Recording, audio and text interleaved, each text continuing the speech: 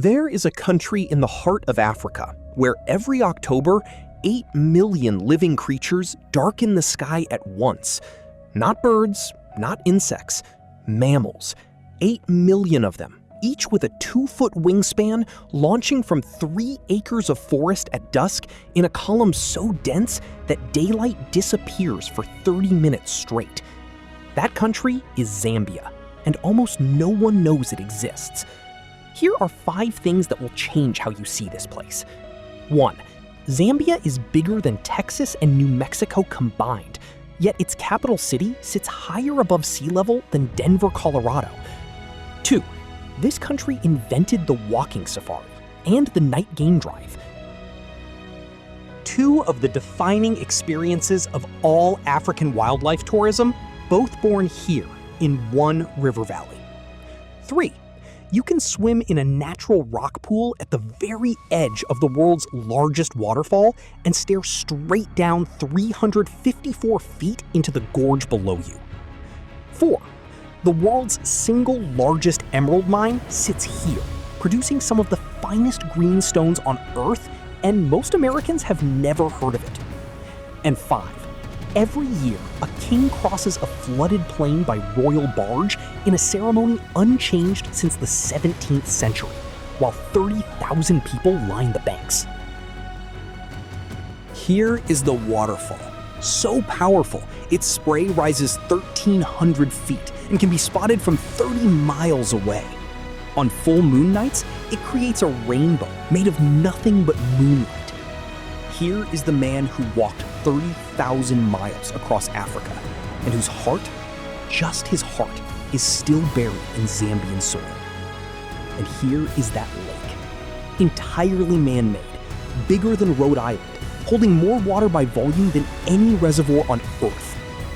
How does one landlocked country in Central Africa hold all of this and stay almost completely off the world's radar? That is exactly what we are going to find out together. Grab a coffee, settle in, and let me take you to Zambia. Explore it together, here on Travel Around Earth. You approach Zambia, not from an ocean, not from a coast, but from above a plateau that seems to roll on forever. Zambia covers 290,000 square miles, roughly the size of Texas and New Mexico combined. It is landlocked, with no coastline and no harbor. But it shares borders with 8 countries: the Democratic Republic of Congo, Tanzania, Malawi, Mozambique, Zimbabwe, Botswana, Namibia, and Angola. 8 neighbors, more shared borders than almost any nation in Africa. Here is what surprises most people first. Zambia is high, not mountainous high. The entire country sits on a Central African plateau. Most of the land ranges between 3,000 and 5,000 feet above sea level. The capital, Lusaka, sits at 4,200 feet, higher than Denver, Colorado. You step off the plane and the air feels different, thinner, cleaner. 3 rivers define the country: the Zambezi, 1,599 miles long, 4th longest river in Africa; the KAFUE, the Luangwa. Together, they feed the valleys, the wetlands, and the falls. The climate runs on 2 rhythms. The dry season, May through October, blue skies every single day, temperatures between 50 and 80 degrees Fahrenheit, and wildlife concentrated around every shrinking waterhole. The wet season, November through April, green, lush, and alive, when migrating birds arrive by the millions, and the rivers swell into floodplains that swallow whole plains. And when those plains flood, one of the most extraordinary human ceremonies on Earth begins.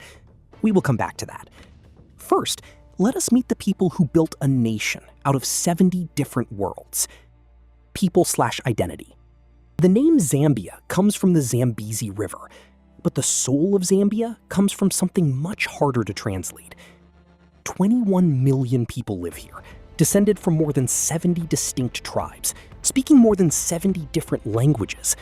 Bemba in the north, Tonga in the south, Nyanja in the east, Lozi in the west, and English, the official language, the one thread that ties all 70 together. Here is the miracle. When Zambia gained independence from Britain on October the 24th, 1964, it was a country that could have fractured along tribal lines. Many of its neighbors did exactly that. But the first president, Kenneth Kaunda, KK as everyone called him, chose a different path. His national motto, "One Zambia, one nation." It worked. Zambia has never had a civil war. In 62 years of independence, it has transferred power peacefully multiple times. KU himself governed for 27 years, cried openly at international summits, sang songs to foreign leaders, and always carried a white handkerchief. He died in 2021 at 97 years old. They still play his songs on the radio. The soul word here is Ubuntu. You may have heard it before. I am because we are. But in Zambia, it is not philosophy. It is practice. Strangers feed strangers. Neighbors mourn together. If someone in the village dies, the whole compound stops. And there is Dambisa Moyo, Zambian economist, Oxford and Goldman Sachs, whose book Dead Aid rewrote how the world debates development in Africa. Now let us visit the two Zambias, because this country runs on two completely different clocks at once. Capital versus countryside. Lusaka, 8 in the morning. A man in a sharp suit opens his laptop at Java Cafe on Great East Road. His latte costs $3. The Wi-Fi is fast. 40 minutes away, a boy is walking 4 miles barefoot to school, past termite mounds taller than he is, in countryside that has no paved road for 30 miles in any direction. Lusaka, 3.3 million people, the commercial center of Central Africa. Manda Hill Shopping Mall and Levy Junction sit surrounded by open-air markets where traders sell live chickens and dried kapenta fish in the same breath. Cairo Road, the main artery, is noise, buses, banks, and vendors selling airtime cards. And here is something extraordinary.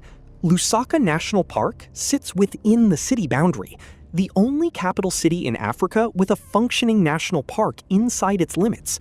You can leave your office, drive 20 minutes, and be photographing white rhinoceros, reintroduced in 2015 after being locally extinct. Drive 4 hours east to Chipata, gateway to South Luangwa National Park, a town of 200,000 where the power cuts after 10 at night and the road ends at the edge of the bush. Drive south to Livingstone, 180,000 people, named after the most famous explorer in African history. On humid mornings, the spray from Victoria Falls sometimes drifts over the rooftops of the town itself. Out in the villages, and 60% of Zambians still live in rural areas, life runs on a different clock. Women at the well before dawn, fields by 7, Nishima on the fire by noon. The whole compound gathered around the fire by dusk. And around that fire, you will almost certainly see one of the most spectacular animals Africa still has left. Iconic animal. In 1950, a man named Norman Carr stepped out of a Land Rover in the Luangwa Valley, turned to his paying client, and said, "We are not driving today. We are walking." That walk invented the walking safari. Every guided game walk in Africa today, in Kenya, Tanzania, Zimbabwe, Botswana, traces its direct lineage to Norman Carr and South Luangwa. No vehicle, no roof, no engine. Just a guide, a tracker, and the bush at eye level. South Luangwa National Park, 3,494 square miles of oxbow lagoons, mahogany forest, and floodplain along the Luangwa River, one of the highest game densities in Africa. Best known for leopards, the sighting rate here is among the highest on Earth. Elephant herds of 300, hippos packed so tightly into pools they can barely move. And the night game drive, also invented here in Zambia, takes you into a different Africa entirely. Lions hunting in real time, civets crossing the beam of your spotlight. Now travel north to BANGWEULU wetlands, a place most travel magazines have never covered, and you will encounter the shoebill stork. 5 feet tall, 8-foot wingspan, a beak shaped like a boat hull. It stands perfectly still in shallow water for hours, then strikes with a movement almost too fast to see. BANGWEULU is one of the last reliable places on Earth to find one. And there is the African wild dog, the most endangered large carnivore on the continent. A pack covers 30 miles in a single hunt. Their kill success rate is 80%. A lion succeeds 30% of the time. South Luangwa is one of their last strongholds. But none of that prepares you for what happens in October, in one small forest. Music. In the copper mines of the Copper Belt in the 1970s, something unexpected was happening underground and in the bars above ground. Young Zambian musicians were plugging in electric guitars, stepping on wah-wah pedals, and mixing African rhythms with British rock and American funk. They called it Zamrock. Bands like Witch, We Intend to Cause Havoc, and Mosi-oa-Tunya, named after Victoria Falls, created a sound unlike anything happening anywhere else in rock music at the time. Psychedelic, heavy, deeply African. They played to packed venues across Zambia. They pressed vinyl. They were celebrated. Then the copper price crashed in 1975. Zambia's economy collapsed. Zamrock almost disappeared entirely. For 40 years, it was virtually unknown outside the country. Then, in 2012, a Los Angeles record label called Now Again Records began pressing limited edition Zamrock vinyl. Music critics in London and New York could not believe what they were hearing. Witch reunited, toured Europe in 2018, and played to sold-out venues. A documentary followed. A lost sound rediscovered. You hold it in both hands, flick the tines with your thumbs, and it produces a sound that is bright, soft, and hypnotic. You will hear it in markets, in villages, at weddings. And from the Chewa people in eastern Zambia, the GULE WAMKULU, the Great Dance. Masked spirit dancers who wear elaborate carved wooden masks to embody the ancestors. UNESCO Intangible Cultural Heritage since 2005. The masks are not for sale. They are not for tourists. They appear when the community needs them. After the music, there is the food. And in Zambia, all food begins and ends with one thing. Food. At any dinner table in Zambia, everything begins with one question. Nshima nachi. What are we eating with nshima today? Nshima is the national dish. It is thick maize porridge, cooked until stiff, then shaped into a smooth ball with your right hand and dipped into relish. It looks simple. It carries a country. Every Zambian eats it at least once a day. Twice is standard. If you did not eat nshima, the meal did not happen. The relishes come in layers. Kapenta, tiny silver fish from Lake KARIBA, sun-dried and fried until crispy. Salty, addictive, concentrated flavor. Ifisashi, leafy greens cooked in groundnut paste. Peanut sauce meets collard greens. Deeply savory. And then there are mopani worms, caterpillars, called insinkwa in Bemba, dried and fried. High protein, slightly nutty, crispy when done right. Most Zambians love them. Most first-time visitors approach the bowl with enormous caution. Then there is chikanda, called African polony, made from ground wild orchid tubers mixed with ground nuts and boiled into a firm loaf. It has the texture of dense tofu and a flavor that is ancient and specific. You buy it in the market wrapped in leaves, cut from a large block. And to drink, chibuku, traditional sorghum beer sold in a cardboard carton for about 50 cents. On the side of the carton, one instruction is printed: shake before drinking. Locals call it shake shake. It is thick, slightly sour, gently fizzy. It kept the copper mines running for decades. 4 continents of trade routes, one plate. That is Zambia. If nshima feeds the body, What comes next feeds the soul, and there is no sound on Earth like this one. Victoria Falls, landmark. On November the 16th, 1855, a Scottish explorer named David Livingstone paddled a canoe to a small island in the middle of the Zambezi River, stepped out, walked to the edge of the bank, and saw something that stopped him completely. He called it Victoria Falls, after his queen. The local Kololo people already had a better name, Mosi-oa-Tunya, the smoke that thunders.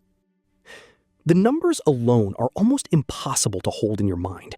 5,604 feet wide, over a mile, 354 feet tall, taller than the Statue of Liberty with the Empire State Building stacked on top of it.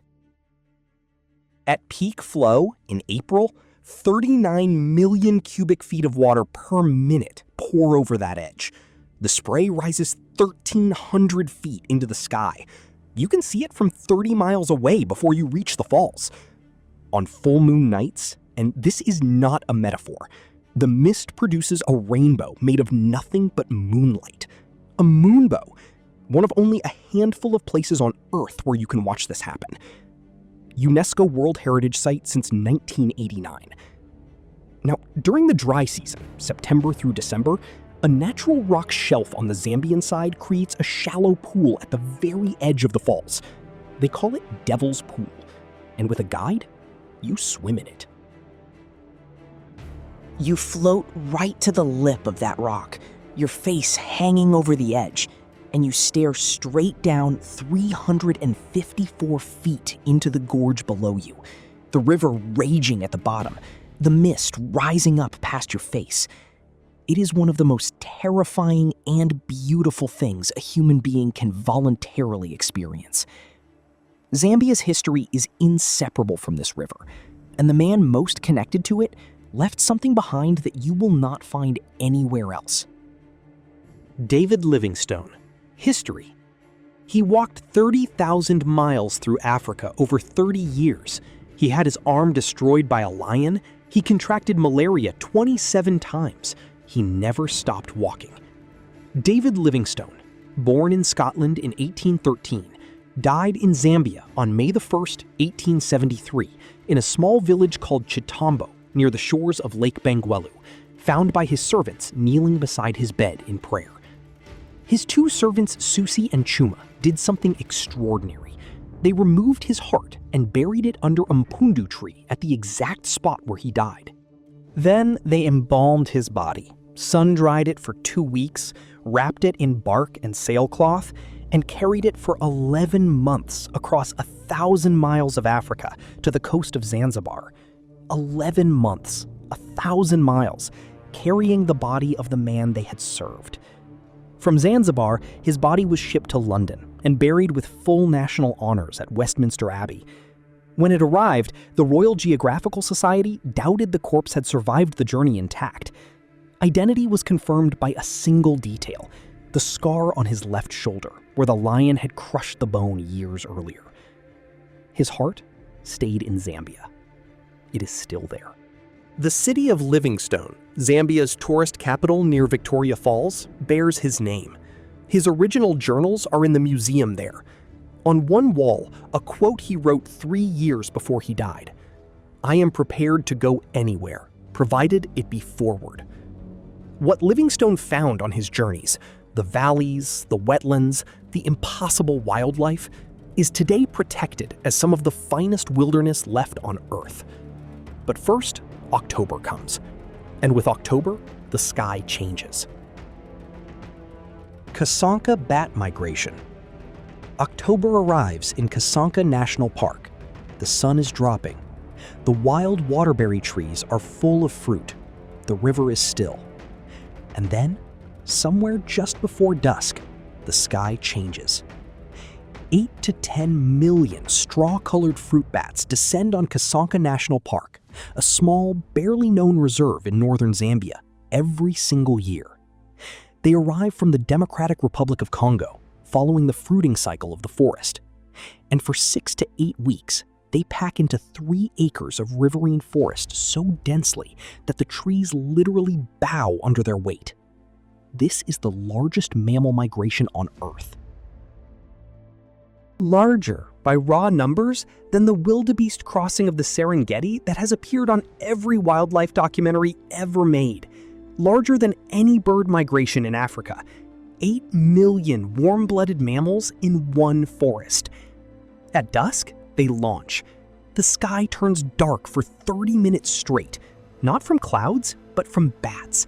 A continuous column rising from the canopy, streaming across the orange sky, watched from below by hawks and eagles that follow the migration precisely because it is the largest food source in Central Africa. Thousands of bats are lost to predators every single evening. The bats do not stop. By morning, 8 million bats have eaten enough wild fruit to spread seeds across the entire Miombo woodland ecosystem, one of the primary drivers of forest regeneration in Central Africa. You watch this from tree platforms at Wassa Lodge inside the park.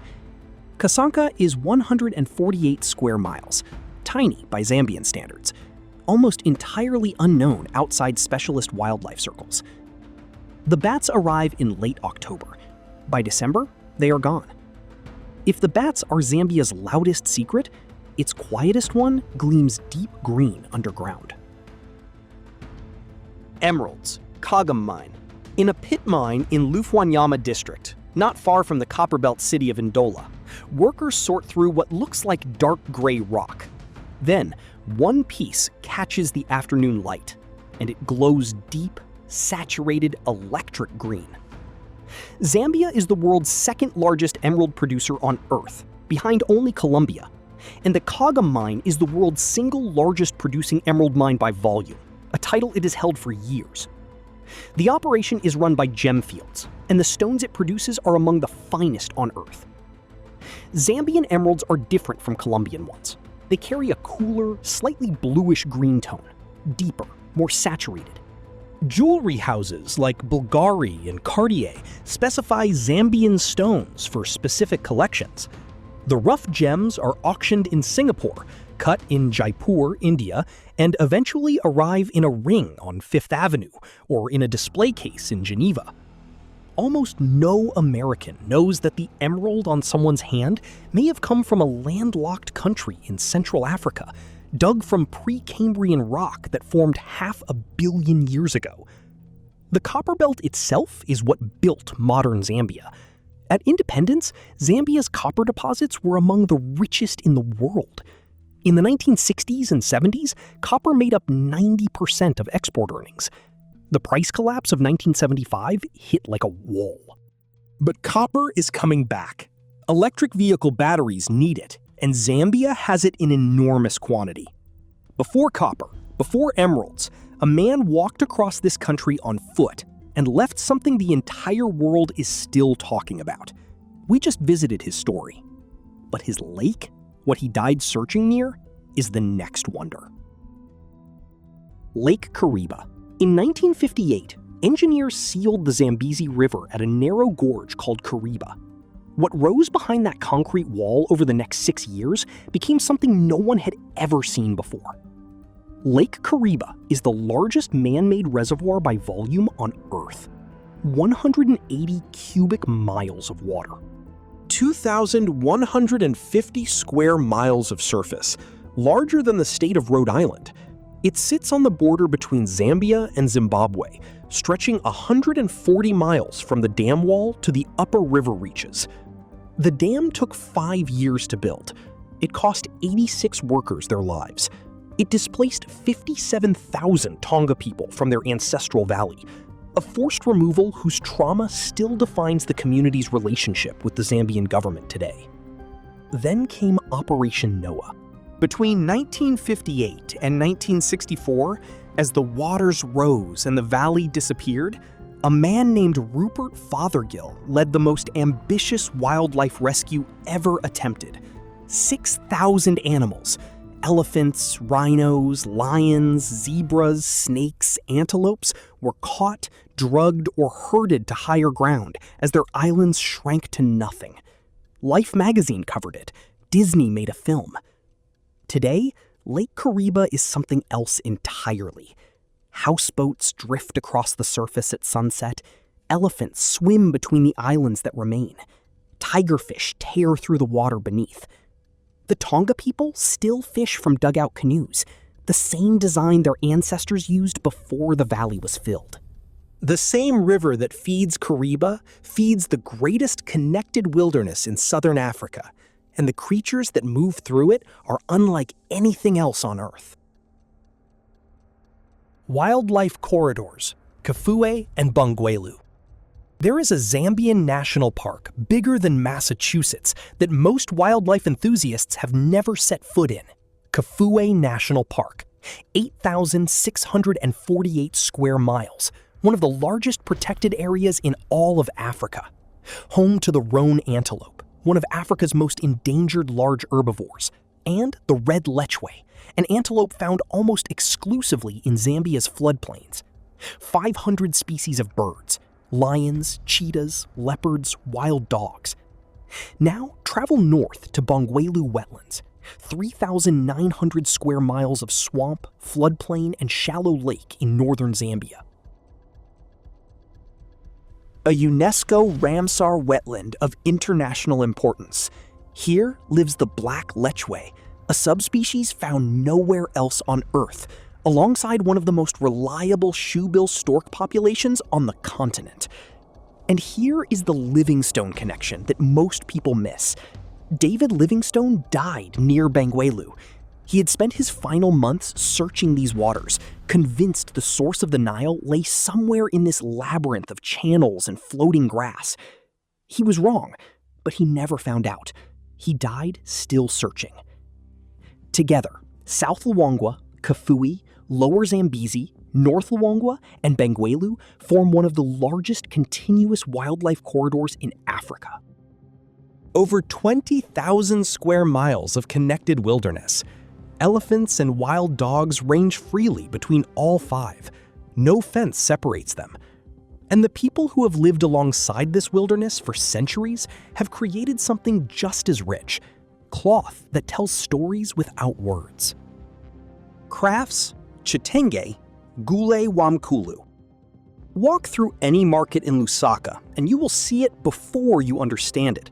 A riot of pattern. Geometric shapes and bold primary colors, orange, red, black, yellow, green, printed onto cotton in long panels sold by the yard. This is CHITENGE, Zambia's national fabric. Every woman in Zambia owns at least two, worn as a skirt, tied as a baby carrier, draped as a head wrap, spread as a tablecloth, offered as a gift at a wedding. CHITENGE is life here. When a baby is born, it is wrapped in CHITENGE. When someone dies, the mourners gather in CHITENGE. Every ceremony, every market day, every walk to the well. The patterns carry information. Some signal marital status, some mark political events. CHITENGE makers have produced prints named after public figures, elections, and national milestones.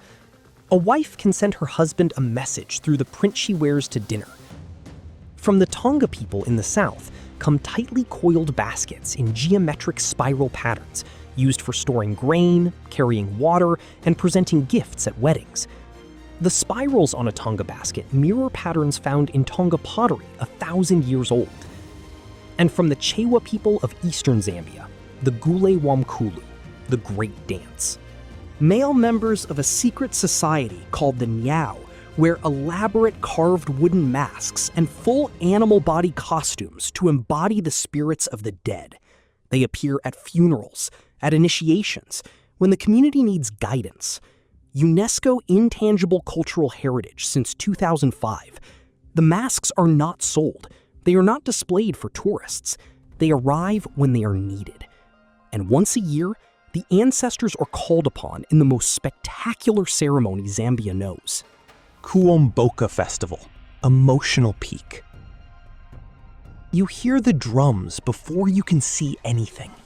Then the cannon fires, a single deep crack that rolls across the floodplain, and 30,000 people begin moving toward the river. Kuomboka. In the Lozi language of Western Zambia, it means to get out of the water. Every year in March or April, depending on when the Barotse floodplain floods, the Lutunga, the Lozi king, performs a ceremony that has not changed since the 17th century. He leaves his winter palace at Leilui, now surrounded by brown floodwater to the doorstep, and travels 15 miles by royal barge to his summer palace at Limulunga on higher ground. The Nalikwanda barge is magnificent. Black hull, white upper, an elephant painted on the prow. 100 paddlers in full traditional dress row in unison. The Lutunga sits beneath an elephant skin roof in royal regalia. Alongside, the Solozi marching band plays from a second barge. Behind them, war canoes, fishing vessels, motorboats, everything that floats in the Barotse is on the water. On the banks, 30,000 people in traditional dress, singing, dancing, drumming, women in bright Lozi cloth, men in warrior blankets, children on their father's shoulders. There is no ticket, no official tourism package, no wristband. You simply come, find a place on the bank, and stand there as history repeats itself. An elder from Mangu described it once like this: "The river gives us everything. The ceremony reminds us it can take it back." Now, before you go, here is everything you need to make this country actually happen. Travel Playbook. Zambia rewards the organized traveler. Here is exactly how to make it happen. Best time overall? June through October, the dry season. June and July for mild 60 to 75 degree days and excellent wildlife. August and September for peak game concentration as water holes shrink. October for the Kasanka bat migration beginning in late month and last days of dry season wildlife before the rains. For Victoria Falls at maximum water and spray, March through May. The mist is so thick some days you cannot see the falls from the viewing path. Bring a light rain jacket and go anyway. It is worth it. For Devil's Pool, you must go September through December only. Flights from JFK to Lusaka run between $1,400 and $2,200 round trip, connecting through London, Johannesburg, or Nairobi. Book 4 months ahead for June departures. From LAX, pricing is similar. Budget traveler, $80 to $150 per day, using community campsites and self-drive routes. Mid-range, $250 to $400 per day, with a guided safari camp. Luxury remote lodges, $800 to $2,000 or more per night, all inclusive. The exchange rate runs approximately 26 Zambian kwacha to $1 US, though check current rates before you travel. Cards work widely in Lusaka and Livingstone. Cash is essential outside the main cities. Visa. Americans need an e-visa, applied online before departure, approximately $50 US. 3 rules. Remove your shoes before entering a Zambian home. Accept food or gifts with your right hand or both hands. The left hand is traditionally unclean. Never photograph government buildings, soldiers, or police without permission. Now you have everything you need. But before we go, one last moment. Zambia, a country where 8 million bats darken the October sky and the forest shakes under their weight, where a king crosses a flooded plain on a royal barge, as his ancestors have for 400 years, while 30,000 people drum on the banks, where you can swim at the edge of the world's largest waterfall and stare straight down 354 feet into the thunder below, where a Scottish explorer's heart was buried under a tree in 1873 and is still in the ground in the same country today, where 70 languages share one road, one motto, one stubborn idea: one Zambia, one nation. If you ever set foot here, you will leave with something you cannot quite name. Something that smells like KAFUE dust and sounds like a Zamrock guitar. Something that tastes like Nishima with Kapenta at a village fire. Something that feels like the mist of Mosi-oa-Tunya landing on your face at dawn before you can even see the falls. Because Zambia is not just a country, It is proof that a place can hold the world's loudest waterfall, the world's largest mammal migration, and 5 of Africa's greatest wildlife parks, and still be the world's best-kept secret. If Zambia just made your bucket list, drop Muli Shani in the comments below. That is, how are you in Bemba? You will know a real Zambian in the replies. They will write back, Bueno. If this journey moved you, hit like, subscribe, and ring the bell so you never miss the next country we explore together here on Travel Around Earth. Now tell me, where should we go next? Japan, Morocco, Bhutan, or Peru? Drop your vote below. And if you know someone who needs to see Zambia, share this video with them right now. Until next time, my friend, Shalanipo. Stay well from Zambia.